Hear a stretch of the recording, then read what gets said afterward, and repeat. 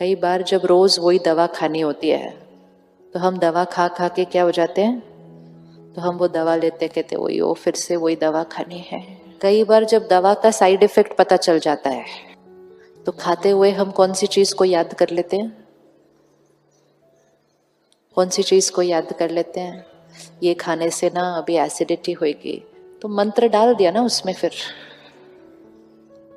आपको खाने से मुझे एसिडिटी होगी होगी। ऑपोजिट करके देखते हैं, उसको खाने से पहले दवा को एक थॉट क्रिएट करो, परमात्मा की सब शक्तियां इसके अंदर है, ये दवा सिर्फ और सिर्फ हीलिंग करेगी, इस दवा का कोई साइड इफेक्ट नहीं है, अब खाओ। साइड इफेक्ट यहां से भी बहुत सारे क्रिएट होते हैं। जिन पेशेंट्स को साइड इफेक्ट पता नहीं होते उनमें कम क्रिएट होते हैं।